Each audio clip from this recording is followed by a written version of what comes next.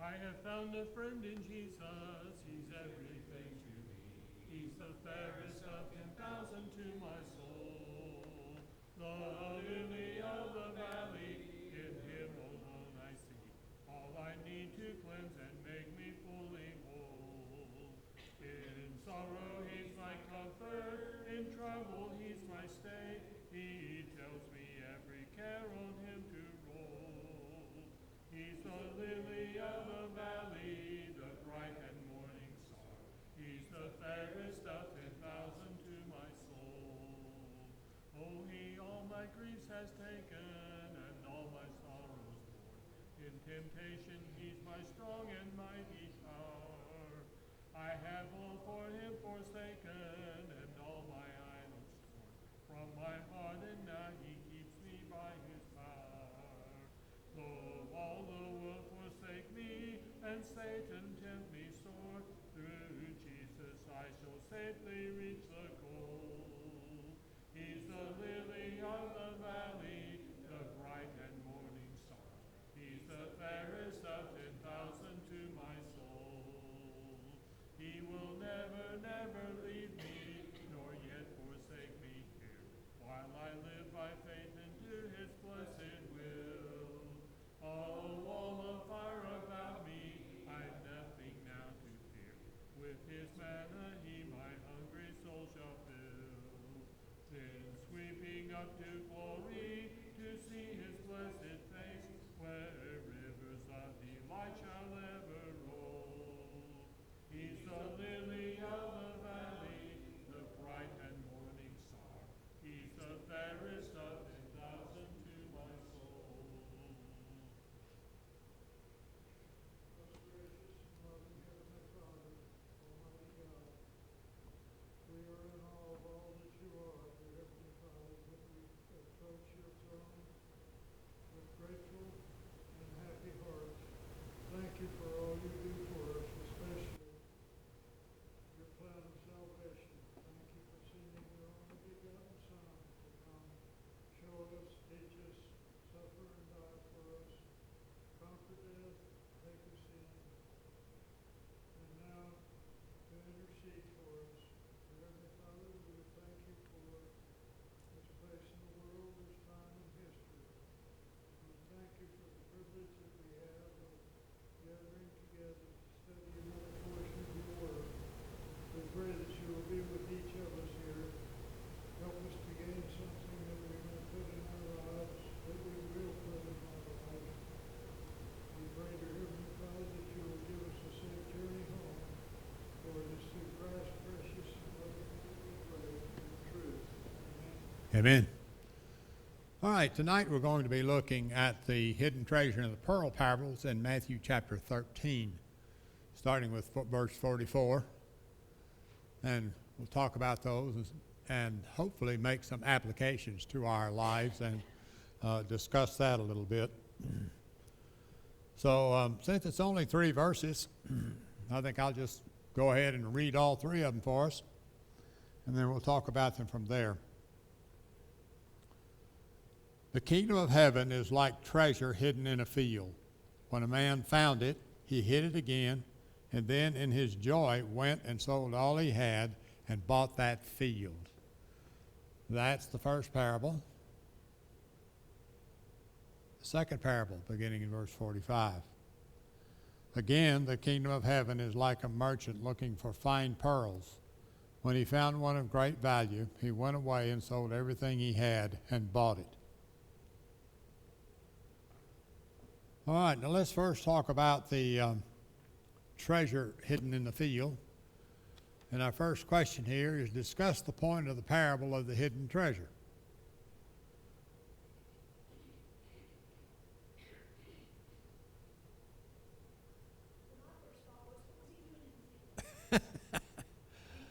Got off the path, apparently. I don't know.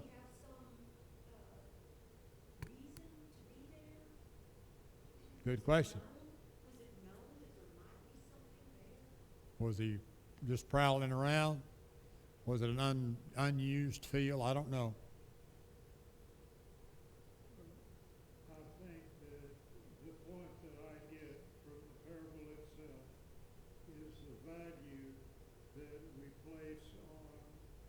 eternal life or on the kingdom of heaven, on Mhm. being a part of it. You know, and it's the most valuable thing that we could possess. And he likens it to the treasure that's in the field. It's been there all along. All of the people around us have seen this church, but they don't come in. Mhm. You know, it's here, and all we've got to do is find it. You know, come and look for it, try to find it, and once we have found it, it's worth everything that we have. All right. Anyone else?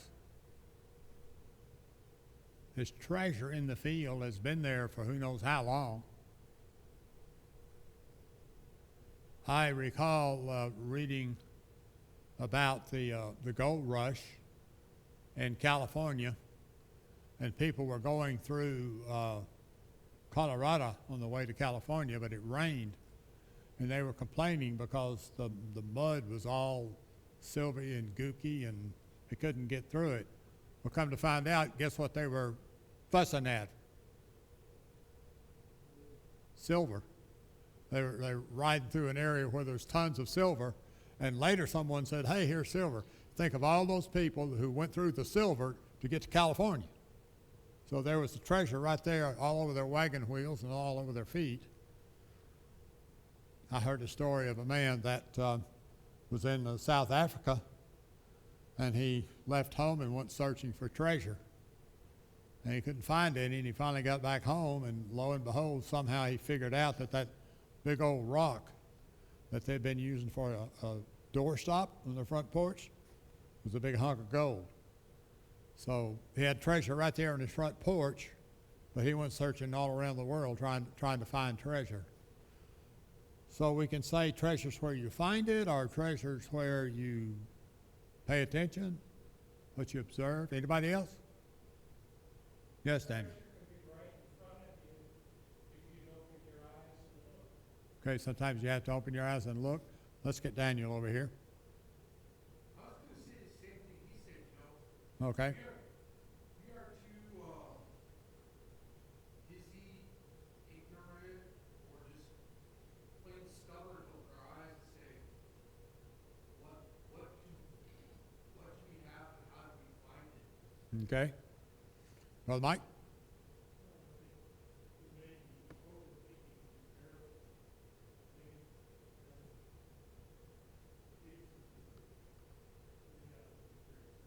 Yeah.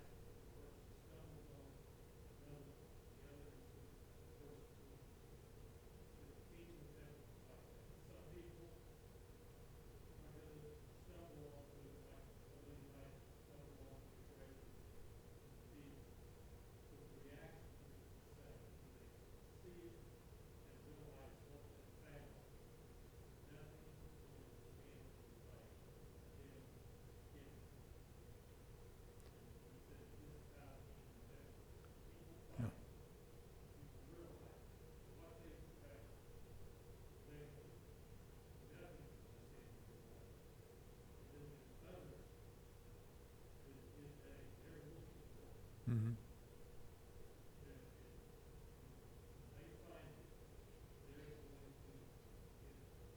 And you mentioned there, one of the things about we have to recognize or we have to know what it is, we have to understand the value that's there.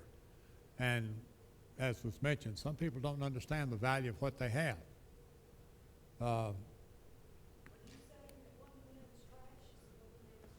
Very well can be. I still laugh about the guy that went to an estate sale and he bought this kind of wooden bowl, funny looking shaped thing, and he paid $50 for it.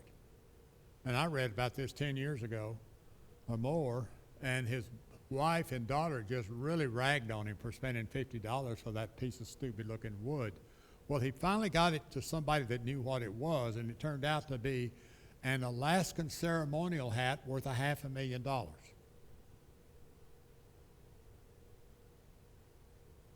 somebody had a treasure and sold it in a yard sale.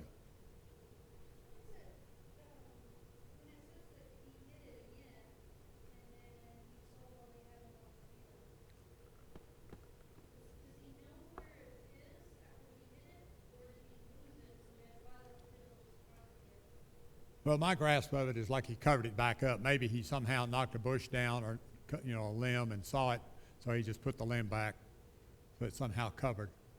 Other than that, and I know it's a parable, but that's the part that does kind of bother me. I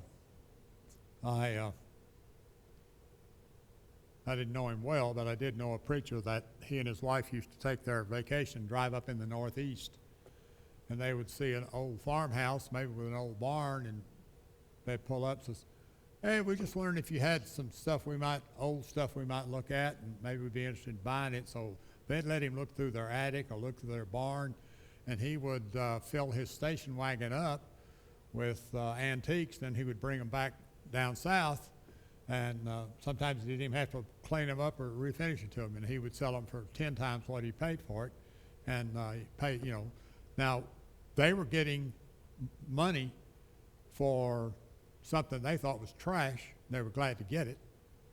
So he wasn't really stealing from them, but it wasn't like, he didn't tell them, "I'm buying this thing because it's worth $1,000 or something like that." So, but here, this is a parable about the value. It's not a parable about the ethics of the guy who's engaged in this. But he finds a treasure. Had to know what it was, had to be looking for it. We talk about in the gospel, what do we have to do? We talk about hear the gospel and believe the gospel. Well, hearing it's not always believing it. There are a lot of people who hear the gospel message and they don't accept Jesus. So they have to believe in order to progress on to the next step of gaining it or receiving it. The next question says, how might it come to have been hidden?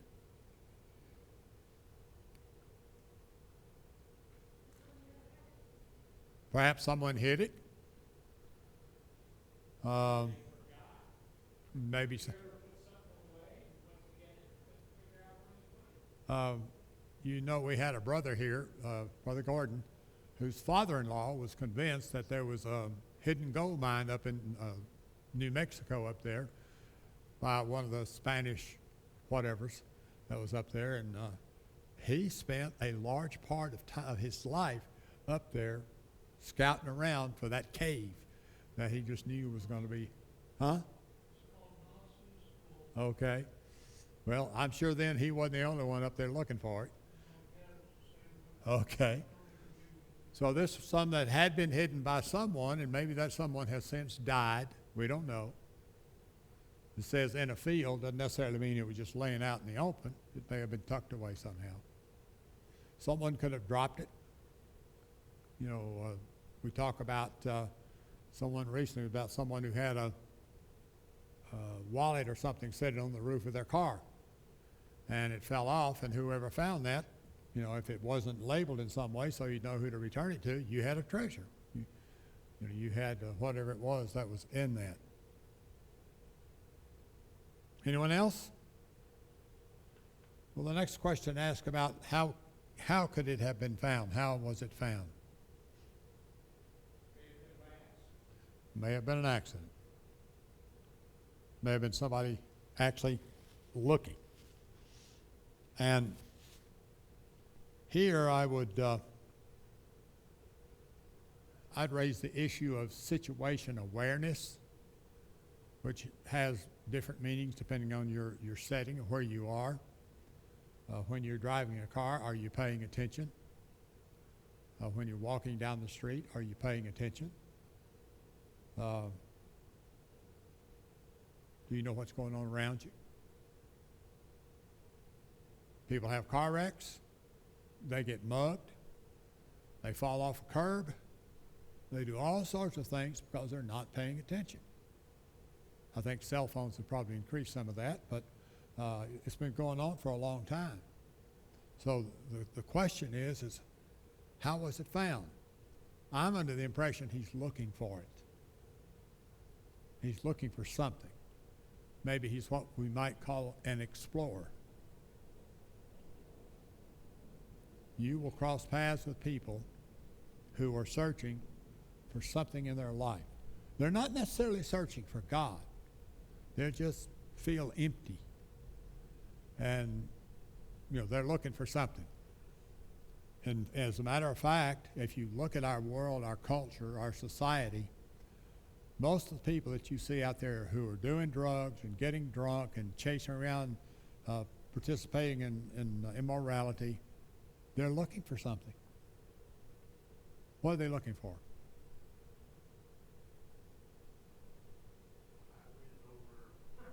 They're looking for purpose. They're looking for fulfillment. They're looking for joy. They're looking to belong. They're looking to make or understand that their life has some value, that there's some meaning to it. In many ways, they don't know what they're looking for, but they're looking for something. Trying to fill the void, the gap, yes, in their life. So there are people who are looking and don't know what they're looking for.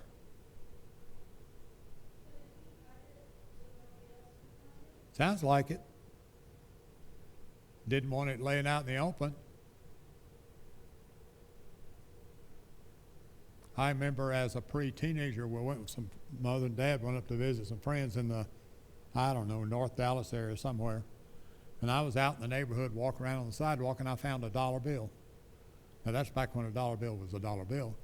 I was so excited I wanted to take it back to whoever it belonged to, but what do you do with a dollar bill? I mean, if you find $100 laying on the sidewalk, who does it belong to? Yeah, what's that? Finders keepers, we sometimes say.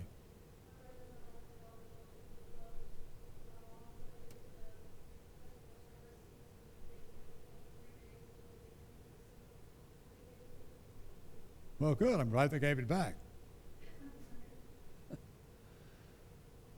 All right, but again, the application or the emphasis or the thought process here is there are people who are out looking, and some of them know what they're looking for, some of them don't.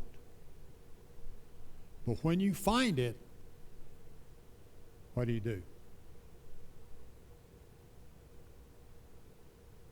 What does he say here? What did he do?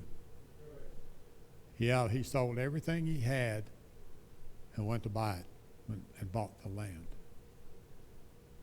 What does that mean? Apply that to Christianity, to life.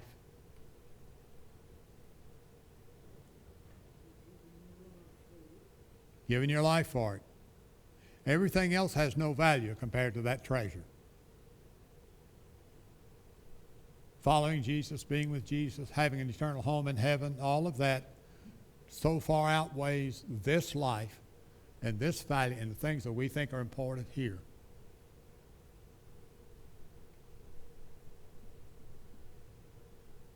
Anyone else?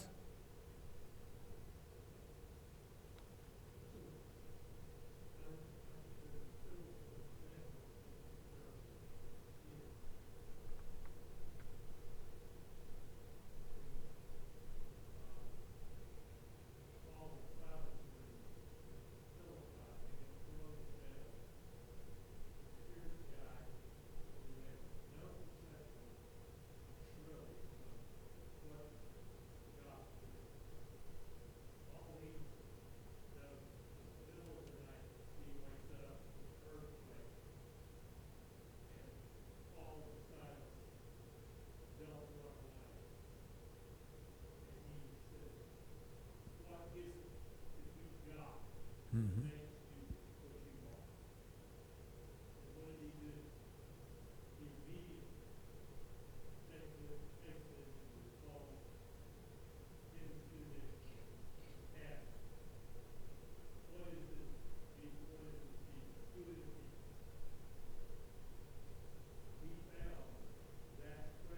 Yeah.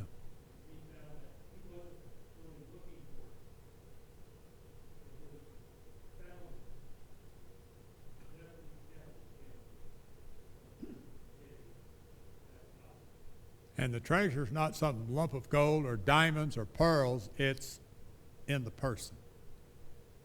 And he's asking him, Paul, what is it about you? And he sees the treasure in Paul. By application, people see the treasure in you. You carry within your heart, your life, the way you live, what other people want. They're looking for what you have. You're the treasure. Wow. All right, good. We talked a little bit about the ethical issues already, and that is the idea about he found it on somebody else's land and then he covered it up. But again, that's not the point of the parable. The point of the parable is that he found the treasure and I had a treasure when I came to El Paso. I had in my possession 3 antique cars. And I was in an emergency, in a hurry, and I had to sell them. And I sold 3 of them for, I'd say, peanuts compared to what they were worth. The guy that was buying them knew what he was buying. I knew what I was selling. And I got a little money out of it, but I freed myself of the responsibility of them, and he got a treasure. Now, did he cheat me? No. I accepted his price. So I don't think there's, at least as I see it, I don't think there's an ethical issue here. Should the guy have gone up, knocked on the front door and says, hey, you know, you got a pot of gold out here? He didn't do that. And I guess that could be part of the argument that maybe he should have done that, but he did not do that. And again, I don't think that's the issue.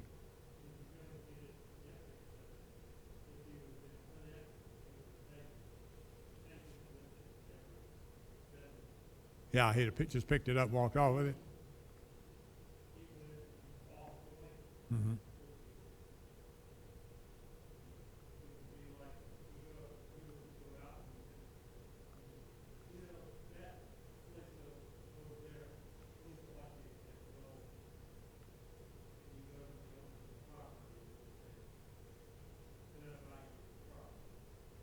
Yeah.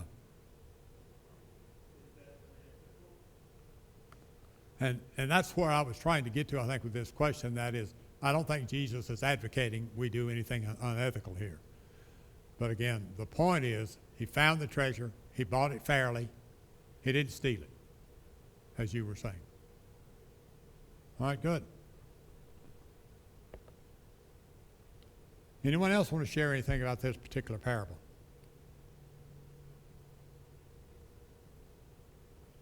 I don't know if you ever go to yard sales or estate sales, but if you have, you likely have bought something that you thought had more value to it than they were asking for it. I've done that a few times myself. I bought a camera one time for $25 and sold it for $400. I didn't know it was worth that when I bought it. I just knew it was an old camera and had to be something of interest.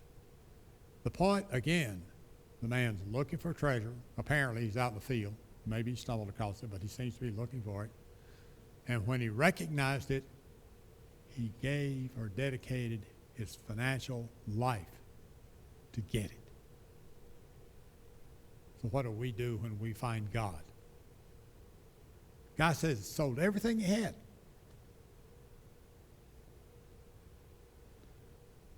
All right, now let's talk about the pearl of great price, unless somebody else wants to share something. All right.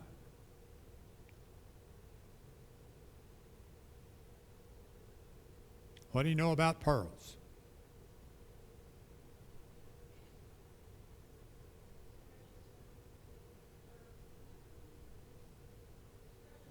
Precious mineral, I guess, whatever. They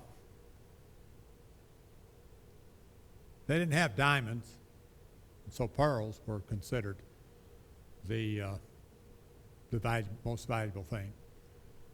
They had diamonds, obviously they hadn't discovered what they were, and they didn't cut them. But what's he doing? He is a, what kind of merchant?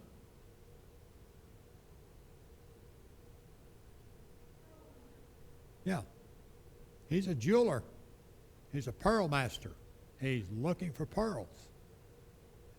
And he finds one that apparently is much superior to any other pearls around, maybe better than any other pearl he's ever seen, and he recognizes it for its value.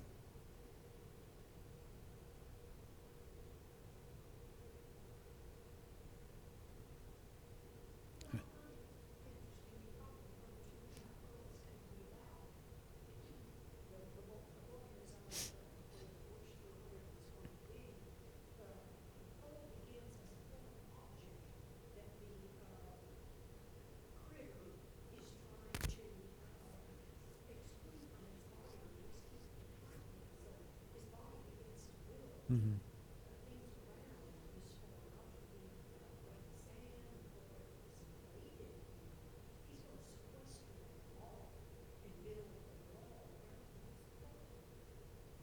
Yeah. Piece of sand or something that's been coated again and again. Anyone else?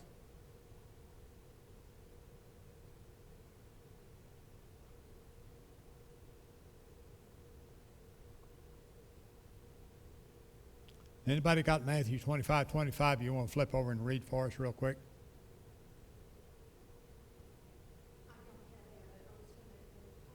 Good.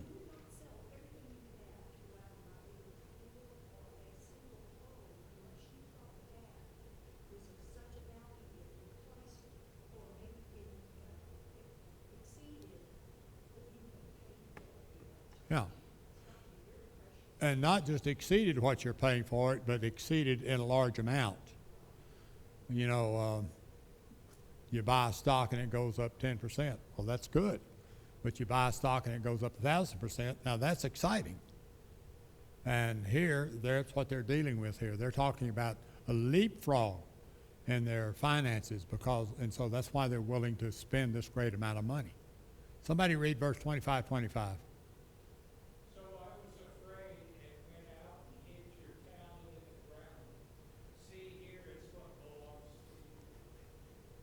All right. How does that apply? What's the application here? Is it strange, impossible, possible?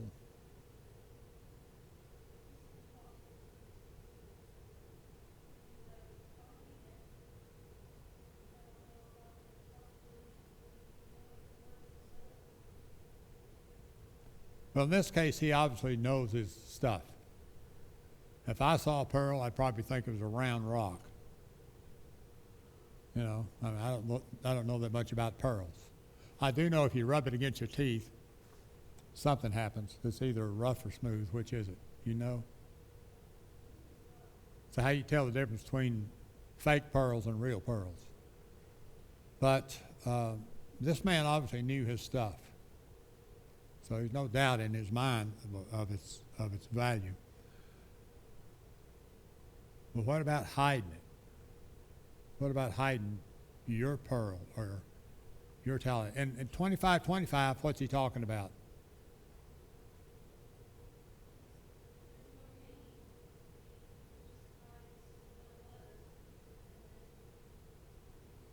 And then brings it back at the end. Was someone else going to say something over here? Okay. You're going to say something about the pearls? All right. All right.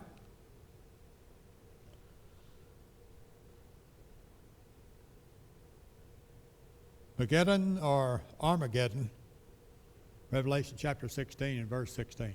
Someone read that for us.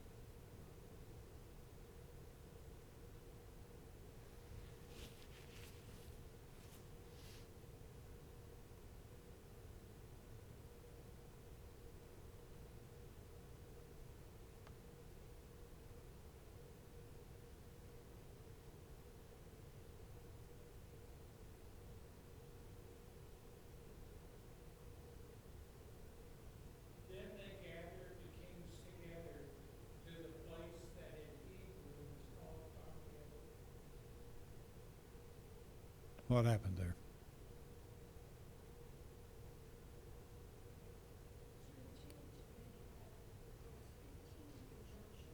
Go ahead and read 15 then.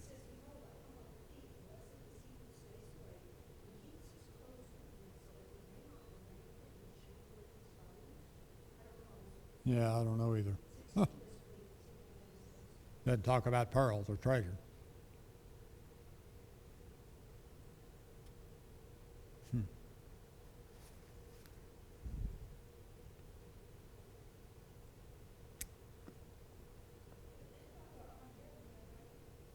Say what? Yeah. Medico, same difference.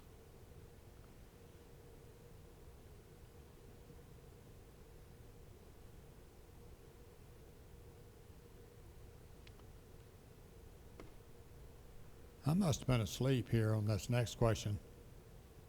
How would you describe the mental state of treasure seekers?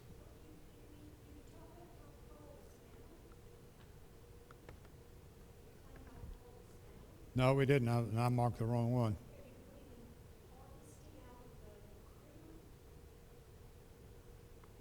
Oyster, most likely.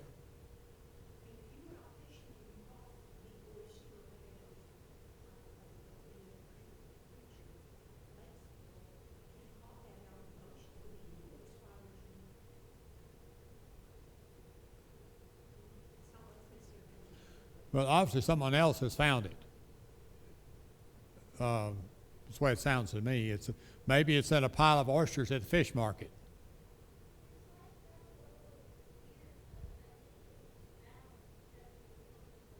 Yeah.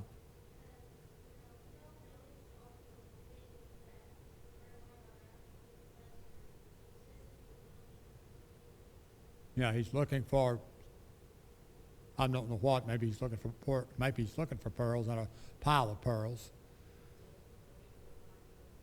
Fine pearls over not so fine pearls.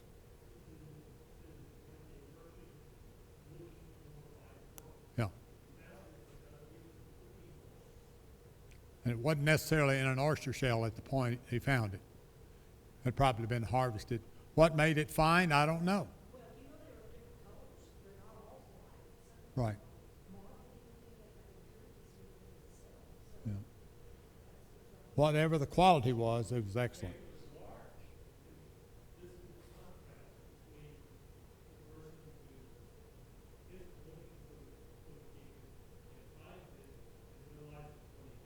Mm-hmm.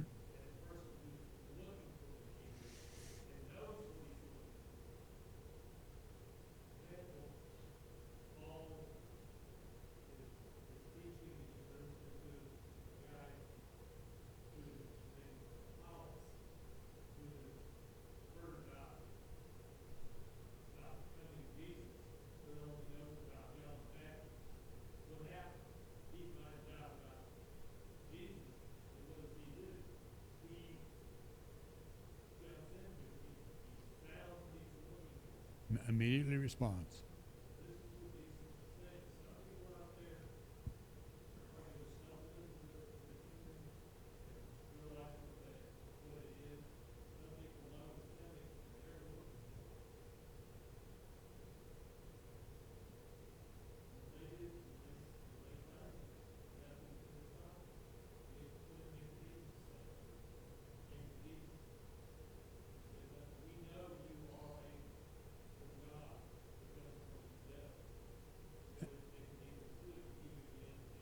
Yeah.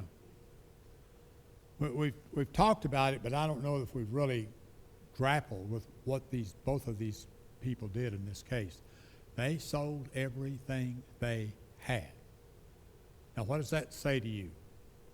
Sounds like sacrifice in a way, but in reality it wasn't, because they got a better reward. They came out ahead.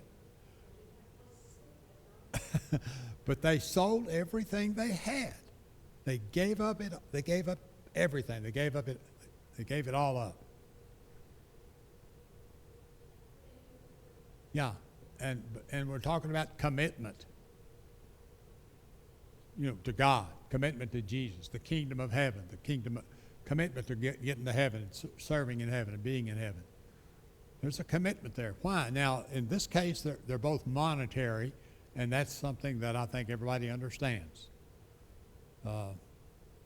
Whatever, it's not dollars like we have, but it's value. They barter. And so, hey, they have got something here that is really, really valuable. And they do everything they can to get the money together. Maybe they even borrowed a little money from somebody, but they took care of the sale and they bought it. Their mental state would be one that's committed, one that's driven. You don't think of much of anything else. It becomes solitary in your mind, single. You know, this is what you've got to do. You've got to have that pearl. You've got to have that treasure. And that's all you're thinking about.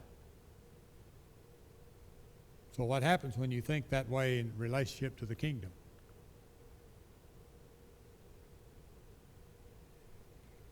Turn yourself over to God. You follow him, you do his will. You're really building up a great amount of value for nothing. Or for little. All right.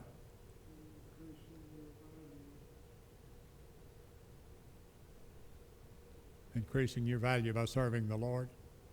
Yep. All right, compare the finding of the treasure to the pearl.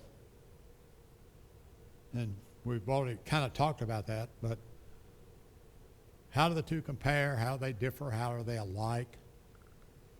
One's a treasure in a field, the other is a pearl. They're both basically the same. They're both treasures, and the persons that are involved in it sold everything they had in order to acquire it. Totally committed to it. All right. Good. Anything else? Some of it's been said already. We can say it again.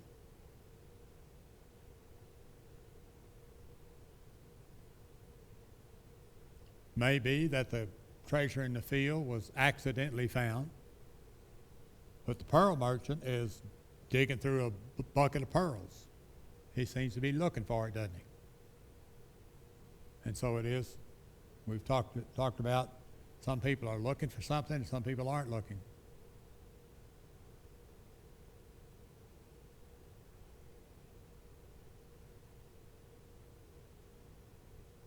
You know, there are people that are basically going through life with blindfolds on. The only way they'd find a treasure if they tripped on it. And if they keep the blindfold on, they won't even know what it is. They'll curse it for making them fall down, and they'll get up and go on.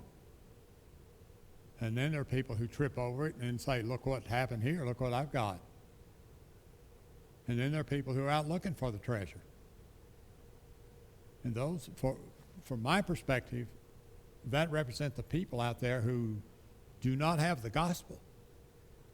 And part of our responsibility is to help them find it. And we, in order for people to find the gospel in us, we have to live it. We have to let Christ be coming out of us. They need to see us, see Jesus through us. And I'm not saying we need to be sanctimonious, self-righteous, better than anybody else, but we have to be good people. Yes, Daniel? Isn't part of our heavenly treasure the fruits of the Spirit that we get or earn? Well, we're supposed to grow the fruits of the Spirit in our life, yeah. And that's what we need to be doing. It took me a long time to really learn that, get through my hard head. Once I started learning, I'm like, wow, this is something special.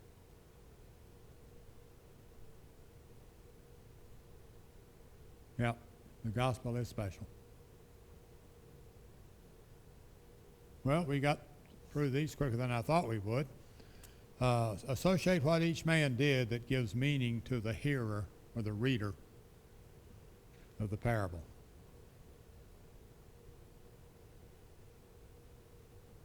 Compare the two. Think about them.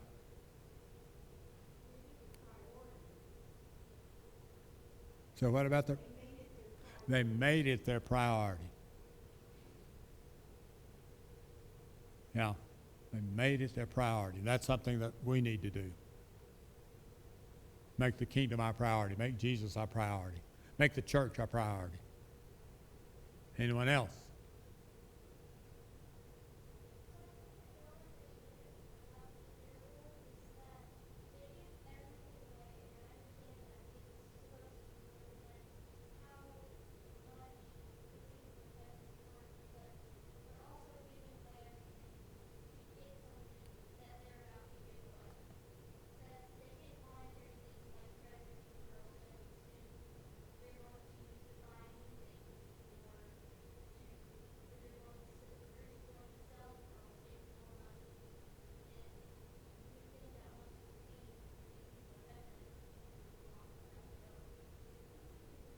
Now, he wasn't giving away. This is like someone finds a gold mine, and they know what it is, and they, in order to buy that property, they sell their house, they sell their car, they sell other things that they might have of value, so they've got enough money to go buy that piece of land. And from someone standing aside and watching, you would think that guy's an idiot. You know, he just sold everything he owns, and he goes out and he buys this piece of desert, a hunk of a mountain. And he looks crazy to the world, but the man knows there's a treasure inside there. Now, he's not giving away the treasure. And this is not the issue here is not money over God. The issue here is value. What is most valuable? And he has swapped what appears to be valuable in this life for something that's more valuable in the next life. That's the point about heaven. I don't know if I answered your question or not, but and he's not giving away heaven, but he can share it. We can share heaven. You can share heaven with everybody and not lose anything for yourself. Good.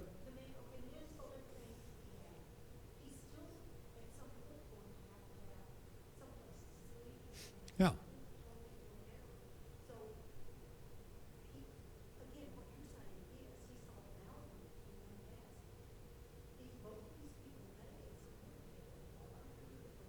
Mm-hmm.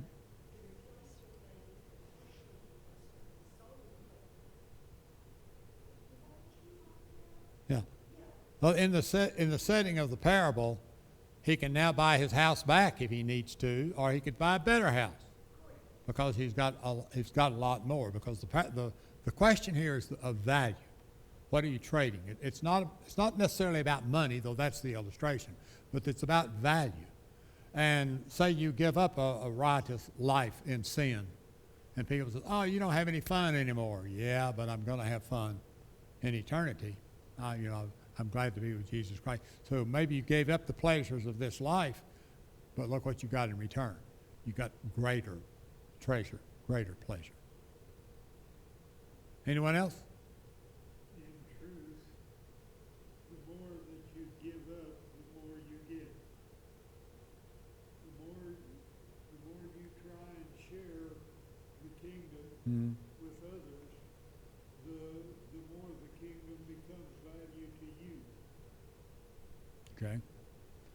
And we have a greater appreciation and understanding of that value. And when we do, we're willing to share it.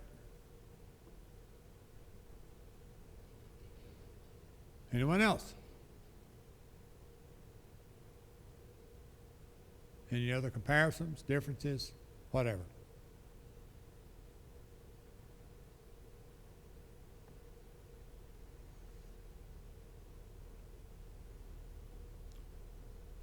All right, what is the ultimate point of the parables?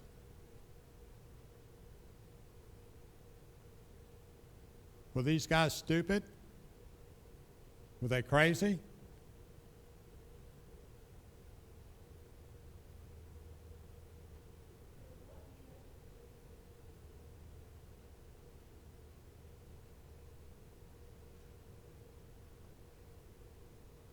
We would say they're good businessmen. We would say they understood the value.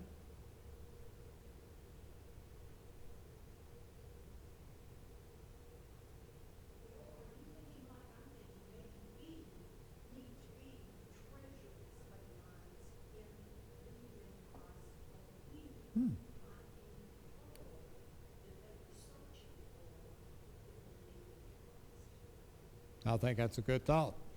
We can be the treasure for people by having the gospel in us.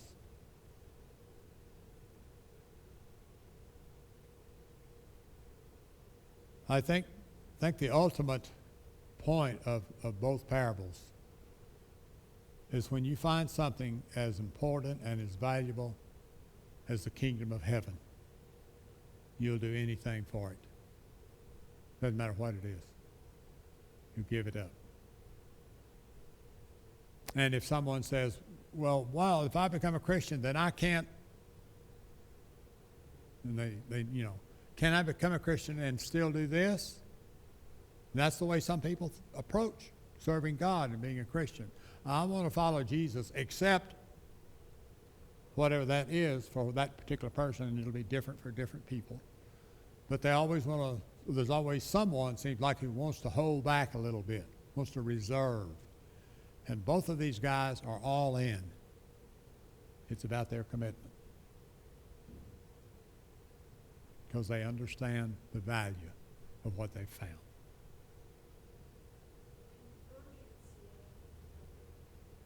Yeah.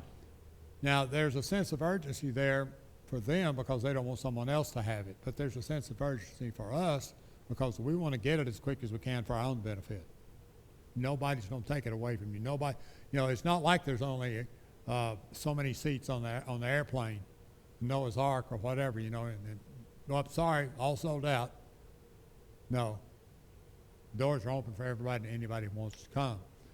But nevertheless, we want to get on that train, plane, or automobile as soon as we can.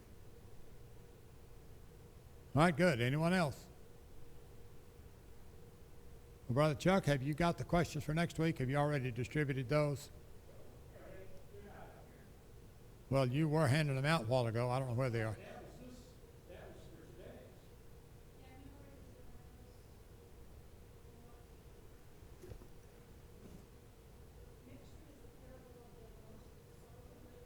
Yeah, they're back there, I think. You've got the hidden treasure of the world. All right, what's the next one? There's nothing else here. There's 8 verses to encourage those who feel alone.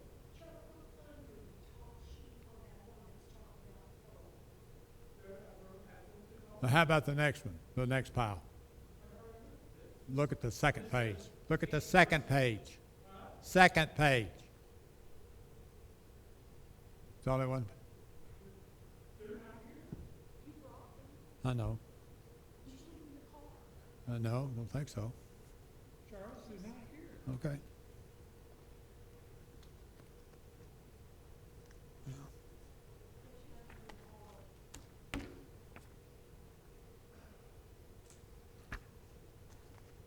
All right.